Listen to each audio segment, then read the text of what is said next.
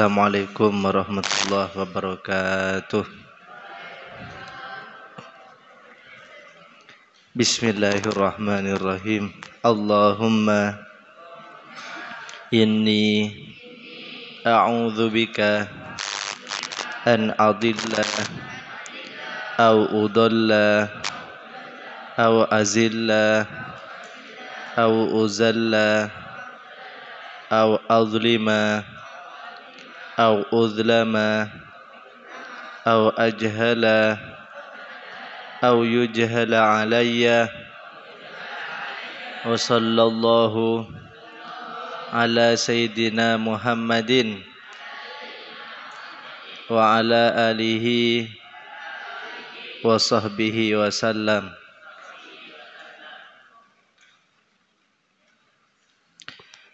Bismillahirrahmanirrahim.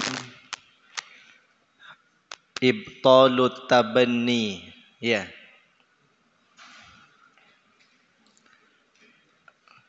Membatalkan tradisi pengangkatan anak.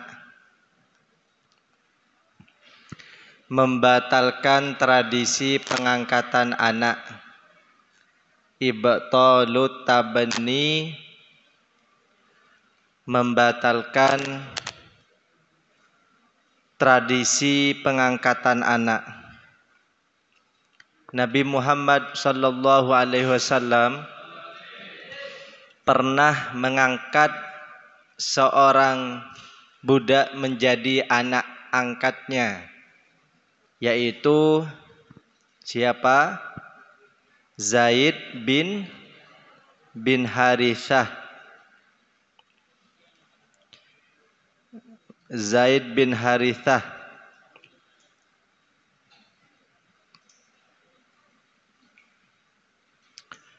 Karena ada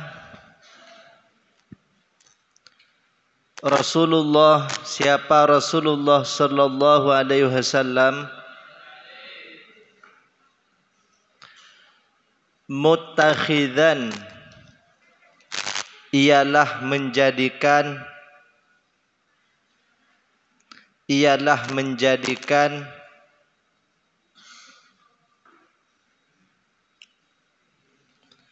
muttakhidan ialah menjadikan Zaid bin Harithah, Zaid bin Harithah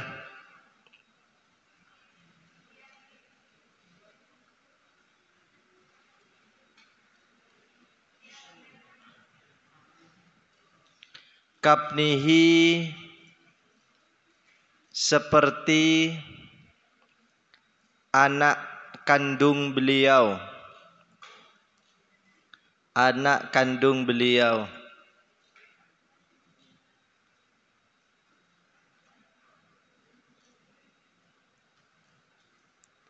Hatta alhaqahu,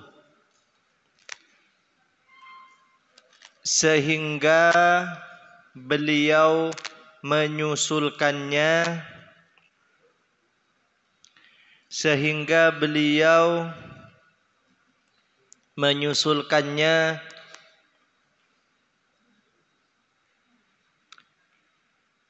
kama kanat, sebagaimana ada, kama kanat, sebagaimana ada, adatul Arabi, kebiasaan adat Arab,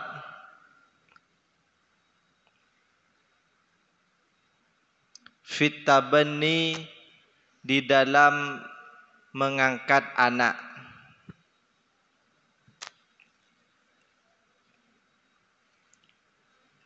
Siapa anak angkat Ruben Onsu?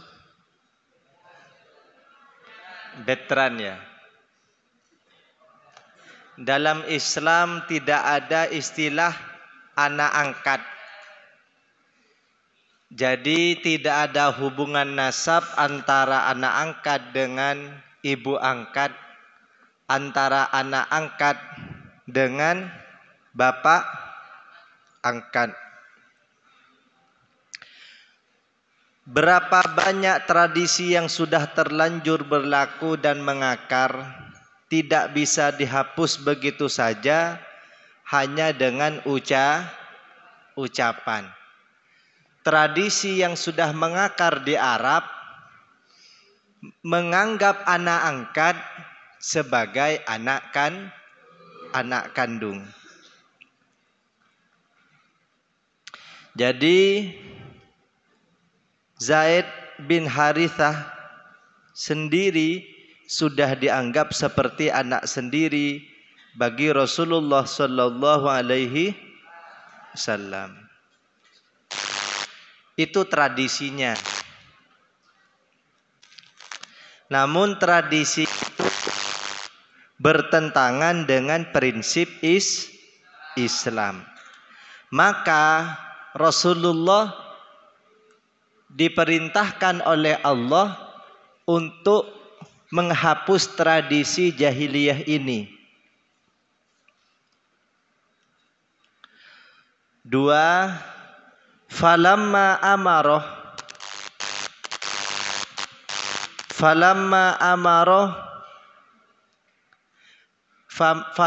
amarahu, maka tatkala memerintahkan pada Rasulullah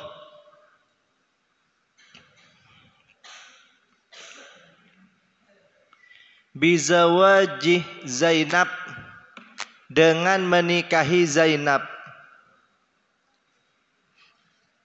Rasulullah punya 2 istri yang namanya sama-sama Zainab. Zainab yang pertama itu Zainab binti Khuzaimah. Dia berasal dari Bani Hilal bin Amir bin So'so'ah yang dijuluki Ummul Masakin. Saya keliru kemarin. Zainab mantan istri Zaid bin Harisah itu tidak dijuluki Ummul Masakin. Yang dijuluki Ummul Masakin adalah Zainab binti Khuzaimah. Jadi istri Rasulullah yang namanya sama itu ada 2. Yang pertama adalah Zainab binti Khuzaimah. Yang kedua Zainab binti Jahsi bin Royab. Zainab binti Jahsi bin Royab ini mantan istri Zaid bin Harisah. Sedangkan Zainab binti Khuzaimah ini selain mantan Zaid bin Harisah, yaitu istri Abdullah bin Jahsi. Sama-sama Zaid. Lah Zainab binti Khuzaimah ini yang bukan istri Zaid bin Harisah dijuluki Ummul Masakin. Itu artinya bunda atau ibu, masakin itu artinya orang miskin. Jadi Zainab binti Khuzaimah ini mempunyai gelar Ummul Masakin, ibunya orang-orang Kenapa? Karena kasih sayang dan kemurahan hatinya terhadap orang-orang miskin. Zainab binti Khuzaimah ini sebelum itu dia adalah istri Abdullah bin Jahsi yang mati syahid pada perang Uhud. Kalau Zainab binti Jahsi bin Royab ini suaminya Zaid bin Harithah, diceraikan oleh Zaid bin Harithah karena tidak ada kecocokan. Yang inilah nanti menjadi kisah dramatis mantan istri anak angkat dinikahi oleh Rasulullah SAW. Ada pernikahan yang dimaksudkan untuk menghapus tradisi jahiliyah yang terlanjur mengakar, yaitu tentang anak angkat. Menurut kepercayaan bangsa Arab jahiliyah, bagi bapak angkat berlaku seluruh hak dan hal-hal yang diharamkan seperti anak kandung sendiri. Kan biasanya begini, kalau anak kandungnya sendiri menikah, kemudian diceraikan oleh anak kandungnya, itu haram dinikahi kembali oleh ayahnya. Pandangan orang Arab, anak angkat itu sama dengan anak kandung. Menurut mereka, mantan istri anak angkat itu haram dinikahi oleh bapak angkat. Itu sudah menjadi tradisi. Kepercayaan ini sudah mengakar kuat di dalam hati mereka dan tidak bisa dihapus begitu saja. Tetapi kepercayaan ini bertentangan dengan prinsip yang telah ditetapkan dalam masalah pernikahan, cerai, warisan, dan lain-lain. Jadi kepercayaan ini lebih mendatangkan hal-hal yang negatif daripada hal-hal yang positif. Untuk mengenyahkan kepercayaan ini, Allah memerintahkan Rasulullah Sallallahu Alaihi Wasallam untuk menikahi putri bibi beliau. Jadi Zainab binti siapa tadi? Binti Jahsy ini adalah putra bibi beliau yang sebelumnya menjadi istri Zaid. Karena tidak ada kecocokan antara Zaid dan Zainab, maka Zaid ada niat untuk menceraikannya.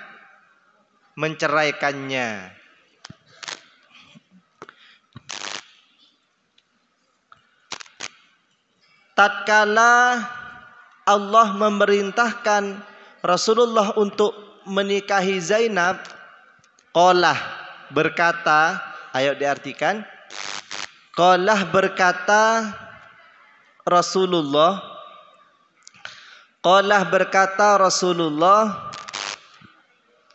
li Zaidin kepada Zaid.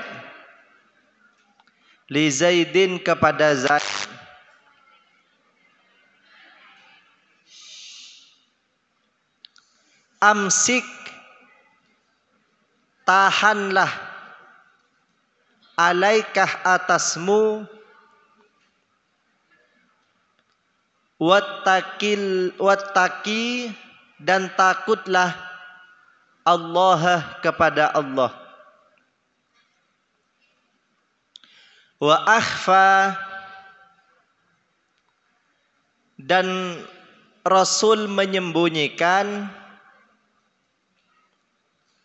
amrullahi perintah Allah. Wa huwa adapun Rasul ya'lamu tahu annahu bahwasanya perintah la budda harus hasilun terjadi.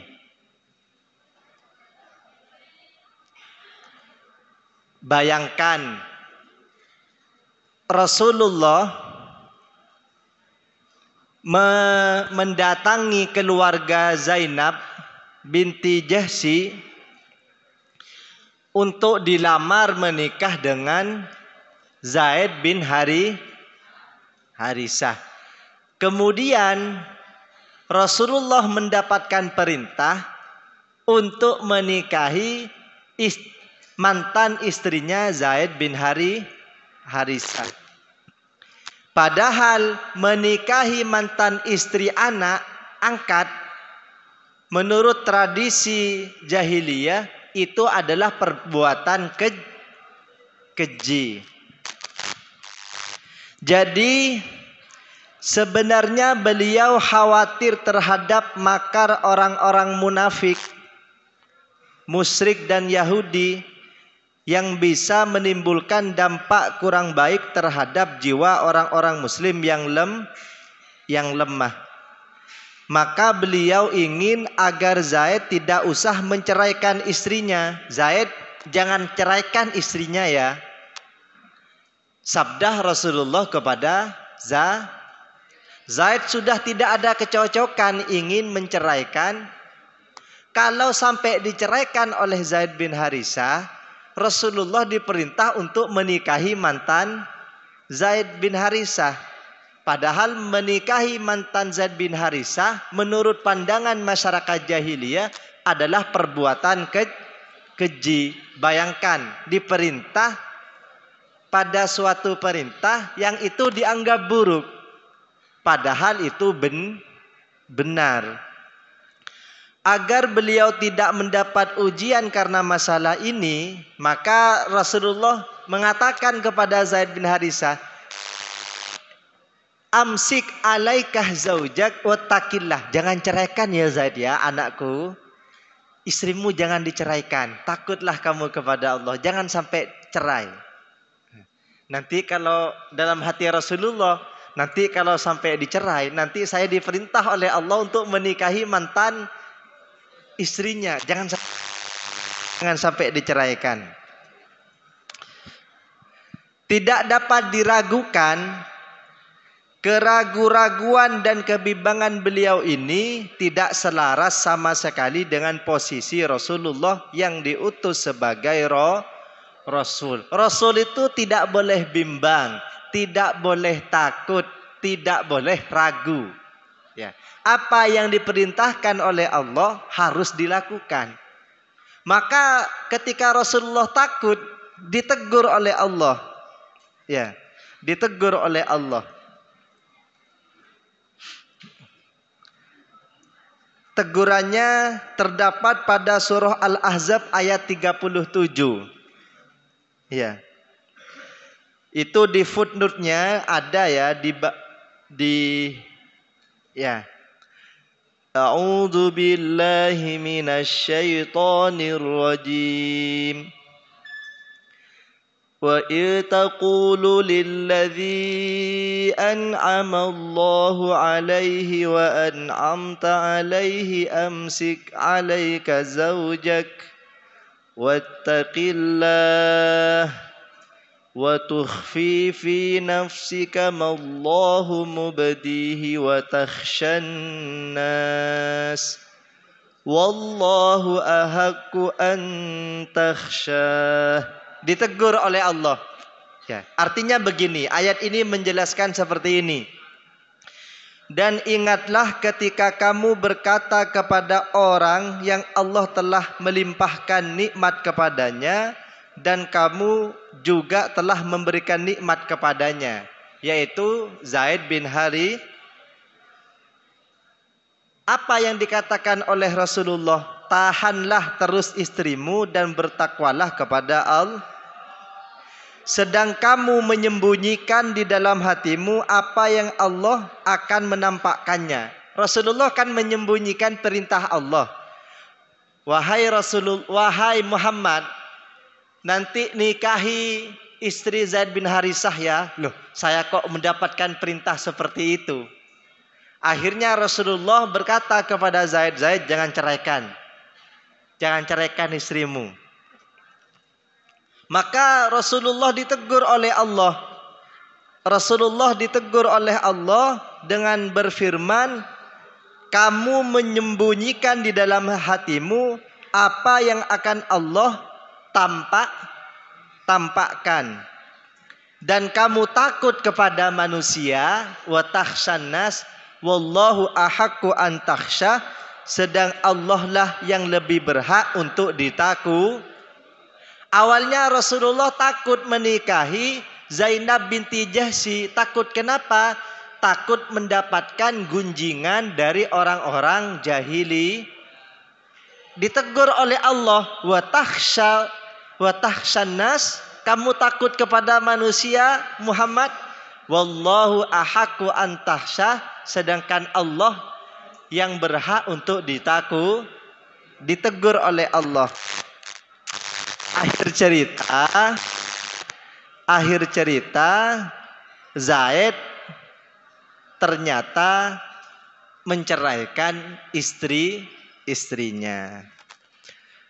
3, li'annahu karena sesungguhnya Rasul, li'annahu karena sesungguhnya Rasul khasyiyah takut antakulah berkata atau menggibah Arabu orang Arab tazawwajah telah menikahi Muhammad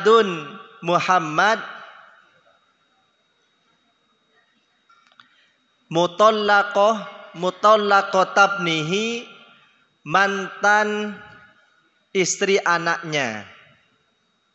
Awalnya Rasulullah khawatir orang-orang jahiliyah berkata Muhammad menikahi mantan istri anaknya.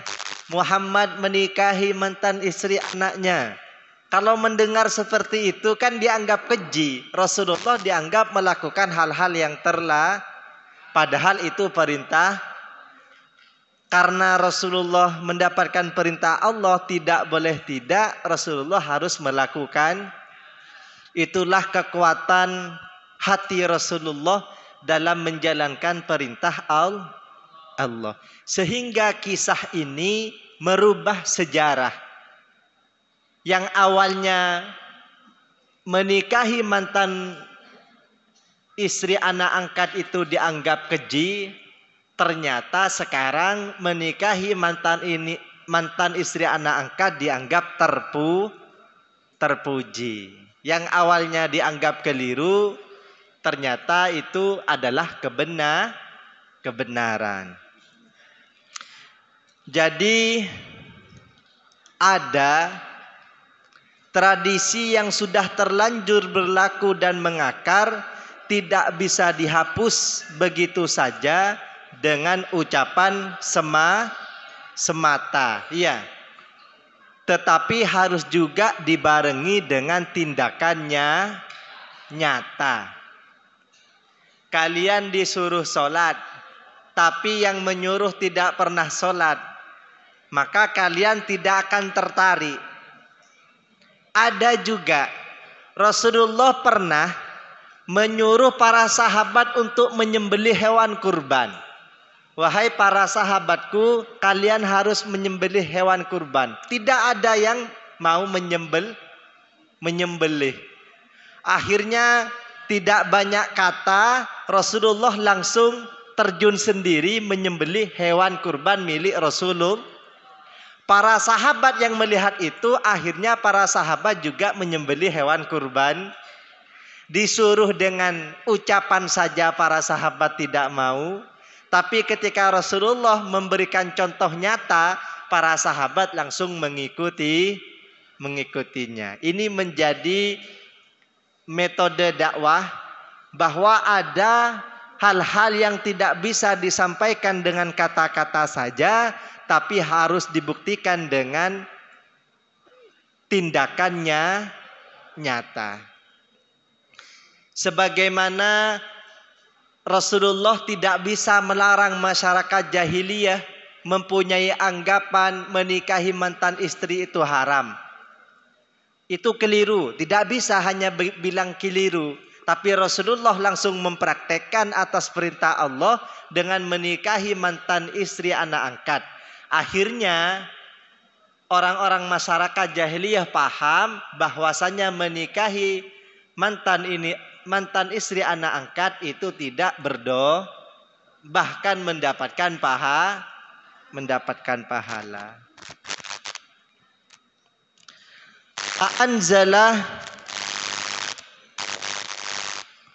Fa'anzalah maka menurunkan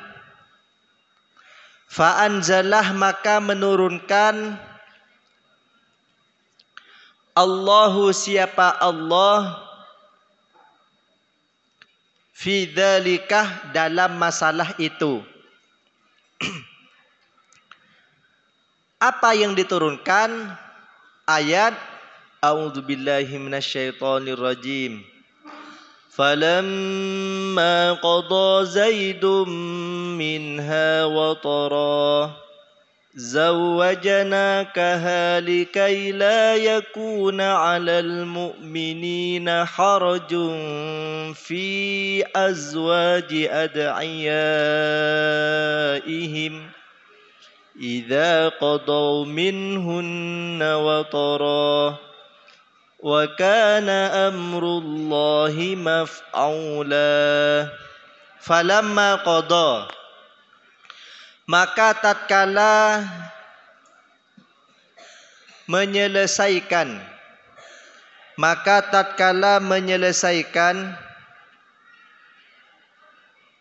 Zaidun, siapa Zaid,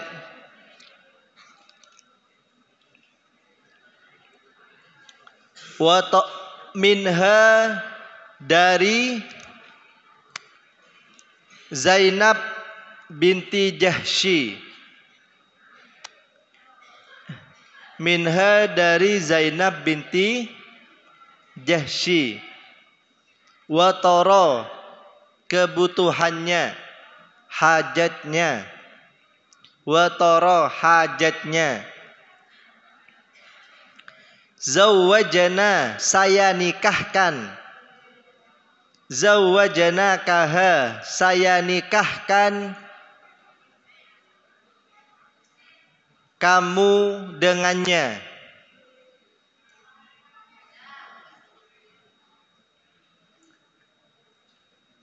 Likai la yakuna, agar tidak ada, alal mu'minina, ialah atas orang-orang mukmin, harajun, keberatan,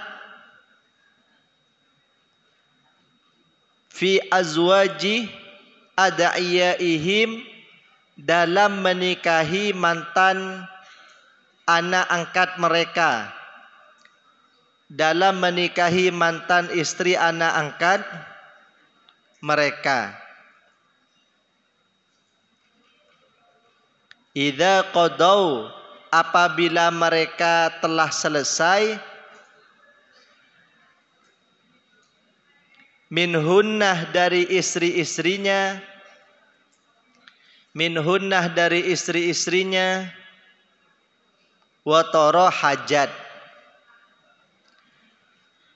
Jadi di sana ada suatu pernikahan yang dilakukan oleh Rasulullah dengan istri-istrinya. Beliau lakukan yang dimaksudkan untuk menghapus tradisi jahiliyah yang sudah terlanjur mengakar, yaitu tentang anak angkat.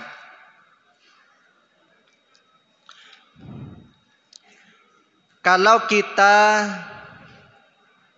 perhatikan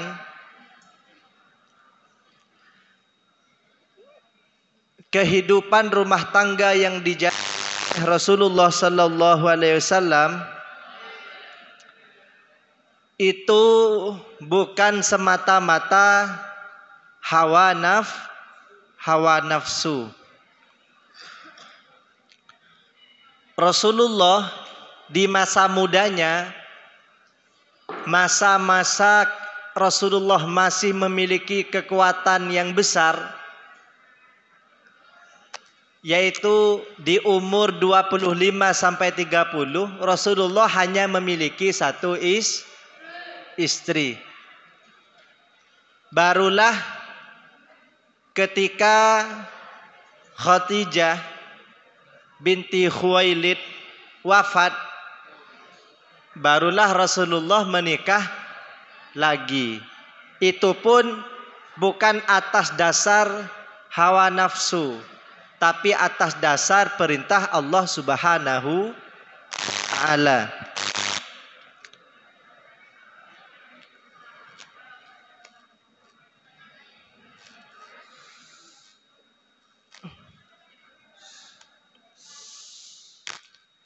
Jadi apa yang dilakukan oleh Rasulullah yaitu poligami, itu bukan hanya ingin memuaskan hawa nafsu saja, tapi berdasarkan perintah Allah Subhanahu wa ta'ala. Kemudian lucu, ini hanyalah Allah saja, hanyalah Rasulullah saja yang wali nikahnya, penghulunya, yang menjadi penghulunya adalah Allah langsung. Falamma qada Zaidum minha watara, tatkala Zaid itu sudah menceraikan istrinya, zawwajnakaha, saya nikahkan kamu Muhammad dengan Zainab binti Jahsy. Itu firman Allah. Jadi yang menikahkan Rasulullah dengan Zainab binti Jahsy, penghulunya langsung Allah. Tujuannya apa? Tujuannya agar orang-orang mukmin tidak merasa keberatan untuk menikahi mantan istri anak angkat. Karena tradisi jahiliyah yang sudah mengakar itu beranggapan haram menikahi mantan istri anak angkat. Akhirnya Rasulullah yang diperintahkan oleh Allah untuk praktek menikahi anak angkat agar menghapus tradisi tersebut. Wakana, dan ada amrullahi, apa perintah Allah atau ketetapan Allah,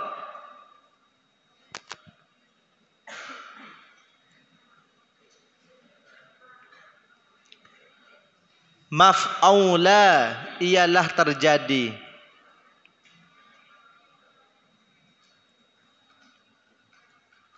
Ialah terjadi. Summa hurrimah, kemudian diharamkan.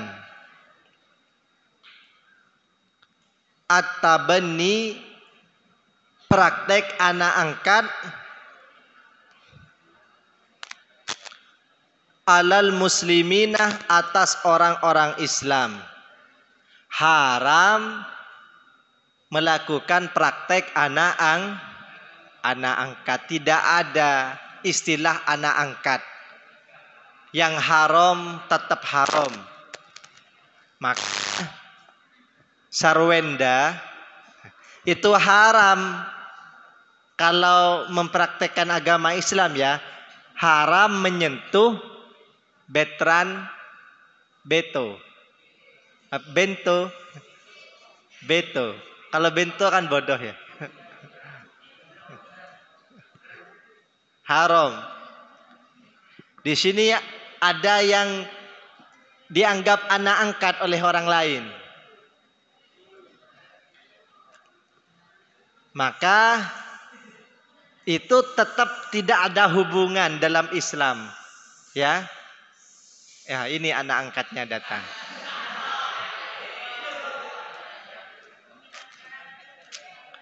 Lima fihi, karena di dalamnya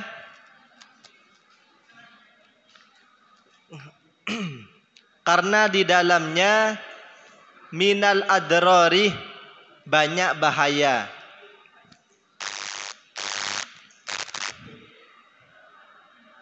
Wa zalah,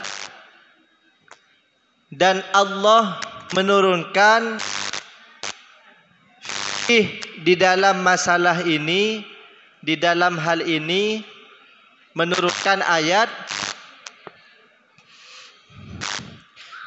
ma kana Muhammadun aba ahadin jalikum walakin rasulallahi wa khataman nabiyyin wa kana Allahu bikulli syai'in alima. Makana, tidak ada Muhammadun siapa Muhammad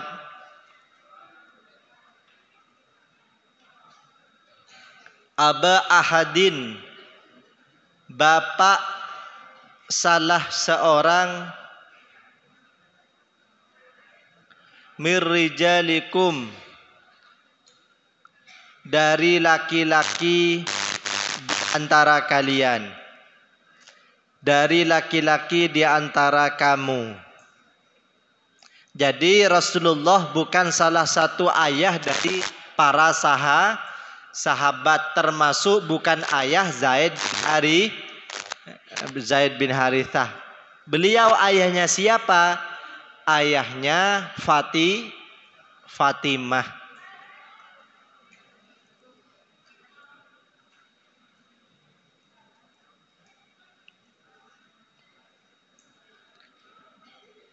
Walakin, akan tetapi,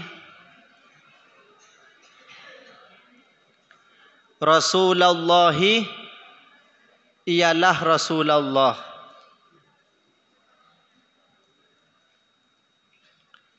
wa khataman nabiyyin, dan penutup para nabi.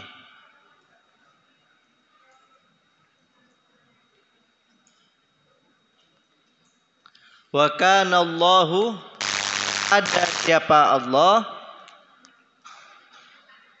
dan ada siapa Allah, bikulli syai'in, dengan segala sesuatu,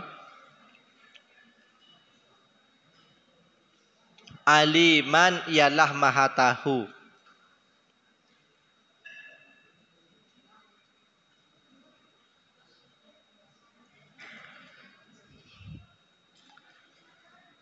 Artinya Rasulullah Shallallahu Alaihi Wasallam bukan bapaknya Zaid bin Harithah sebagai anak angkat, bukan. Akan tetapi Rasulullah sebagai utusan dan sebagai nabi yang terakhir. Wa min dzalikal hini, dan dari waktu itu, soroh, menjadi, ismu Zaidin, namanya Zaid,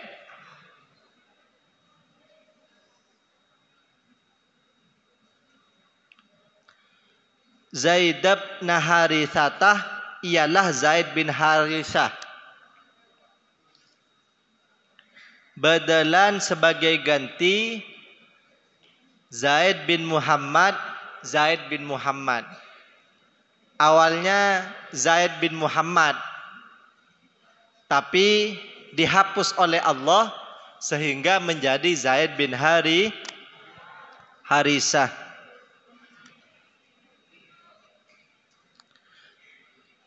Ada sebuah cerita, kisah, bahwa setiap kali Rasulullah Sallallahu Alaihi Wasallam mengeluarkan dahak, tahu dahak, maka dahak itu pasti jatuh ke tangan salah seorang di antara mereka para sahabat, diambil oleh sahabat, karena dia menadahinya. Jadi Rasulullah ketika mau meludah, mau mengeluarkan dahak, para sahabat cepat datang, sebelum jatuh ke tanah diambil oleh para sahabat.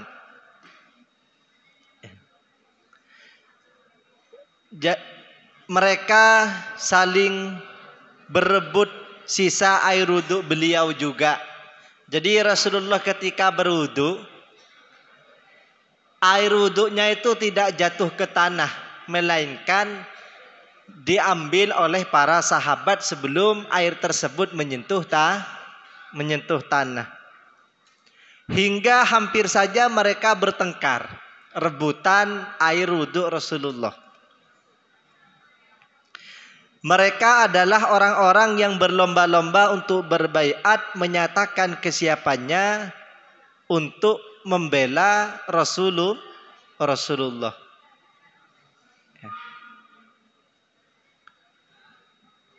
Tetapi mereka kan patuh, sangat menyayangi Rasulullah, sangat mencintai Rasulullah.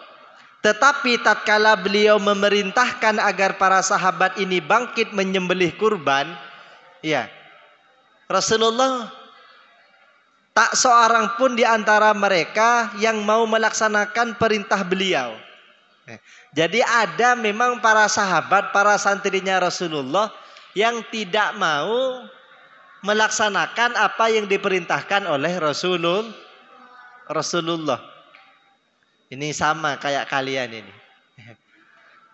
Jadi ada santrinya Rasulullah yang ketika diperintahkan menyembelih kurban tidak mau.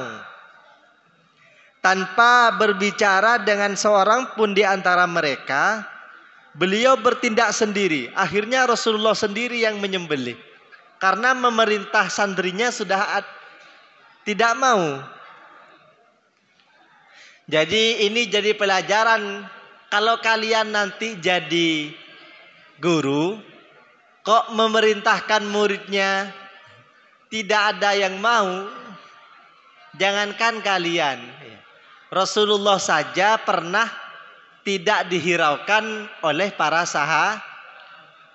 Bahkan ketika Rasulullah khutbah, Rasulullah itu wataraku qaima, ditinggalkan oleh para jamaah, ditinggalkan sendirian, khutbah sendirian. Para sahabat itu pergi ke pasar. Wa idza ra'au tijaratan aw lahwan faddu. Lanjutannya gimana? Wa idza ra'au tijaratan aw lahwan faddu ilaiha wa taraku qaima. Apabila para sahabat melihat perdagangan, mereka pergi ke dagangannya dan meninggalkan kamu Muhammad sendirian berdiri khutbah. Jadi pernah Rasulullah ditinggalkan sendirian berkhutbah. Sekarang banyak di media sosial ada seorang dai marah-marah karena jamaahnya bicara sendiri. Ya seperti mirip kalian lah. Sebagian marah-marah. Rasulullah saja ditinggalkan oleh para sahabat khutbah sendirian. Jadi tanpa bicara dengan seorang pun di antara mereka, beliau karena para sahabat sudah tidak mau diajak untuk nyembelih, maka Rasulullah sendiri yang menyembelih kurban. Melihat beliau menyembelih kurban, mereka langsung bangkit dan menyembelih kurban mereka. Akhirnya mereka mau menyembelih kurban. Kenapa? Karena Rasulullah sendiri menyembelih kurban.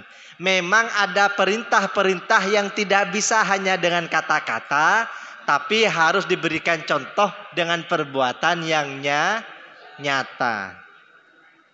Jadi ini nanti ketua kelas yang menjadi OSIM, yang menjadi tim keamanan, yang menjadi tim kebersihan, tidak bisa menyuruh saja tanpa memberikan contoh yang nyata. Yang tim kebersihan juga ikut bersih-bersih, ya. Yang tim dapur juga ikut melakukannya. Bahkan yang tim ubudiyah juga ikut wiritan, sambil ngontrol sambil wiritan. Tidak bisa dirubah dengan kata-kata saja tanpa contoh yang nyata. Dulu ketika tandif, saya di atas di lantai 4, yang nututin zaman saya jadi musyrif, ya. Saya ketika tandif ikut bersihkan WC kalian, bersihkan kamar mandi kalian. Ketika di jemuran ikut bersih-bersih baju kalian, ya.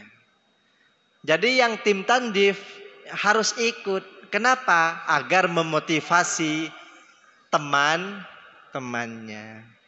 Butuh proses. Rasulullah saja diabaikan, apalagi kita. Ya, jangan marah karena diabaikan. Dan peristiwa ini tampak jelas perbedaan antara pengaruh tindakan dengan perkata untuk menghapus sebuah tatanan yang sudah mapan. Ada kata-kata ulama, lisanul hal afsah wa aqwa min lisanil maqal. Fakta itu lebih kuat daripada kata. Ya. Yang lebih kuat lagi, fakta dikuatkan dengan kata-kata atau kata-kata dikuatkan dengan fakta. Makanya terpaksa para imam itu sholat sunnah di masjid agar memotivasi kalian untuk sholat Sebenarnya secara ilmu dalam hadis sholat sunnah itu lebih utama di rumah. Kiai Bahauddin Nur Salim itu kalau sholat tarawih sebulan di musola hanya 1 kali. Selebihnya di rumah sendiri. Kalau kalian jangan bilang seperti itu. Sholat tarawih di masjid 1 kali, di rumah ya tidak ngapa-ngapain. Ya, lebih utama sholat sunnah di rumah daripada di kecuali latihan. Kalian di sini tuh latihan. Jadi sholat sunnah latihan dipimpin oleh imam yang lagi latihan. Sama-sama latihan. Tapi yang lebih tepat sholat sunnahnya di rumah atau di kamarnya sendiri. Wallahu a'lam bishawab.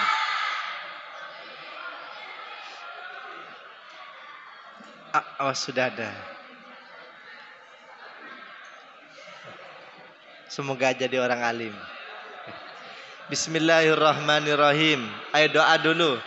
Ya Rabbana a'tarafna bi annana aqtarafna wa annana asrafna ala ladha ashrafna ya Rabbana a'tarafna bi annana aqtarafna wa annana asrafna ala ladha ashrafna fatub alaina taubatan tausil li kulli haubatan wastur lana al-awrati wa aminir rawati waghfir li walidina rabbi wa mauludina wal ali wal ikhwani wasairil khillani ya Rabbana tarafna bi annana aqtarafna wa annana asrafna ala ladha asrafna wa kulli dhi mahabbah aw jiratin aw suhbah wal muslimina ajma amina rabbi yasma' fadlan wajudam manna la biktisabim minna bil mustafa rasuli nahdha بكل سول يا ربنا اعترفنا بأننا اقترفنا وأننا أسرفنا ألا لظى أشرف بالمصطفى الرسول نهضى بكل سول صلى وسلم ربي عليه أدى الحب وآله والصحب عدد طاس السب والحمد لله في البدء والتناهي يا ربنا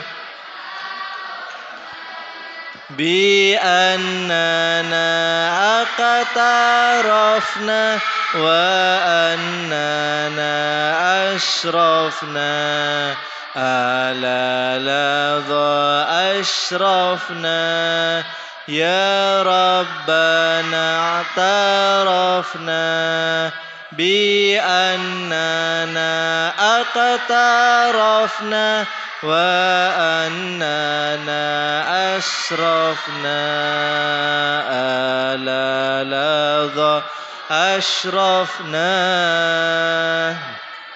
والله أعلم بالصواب. صلوا على النبي محمد.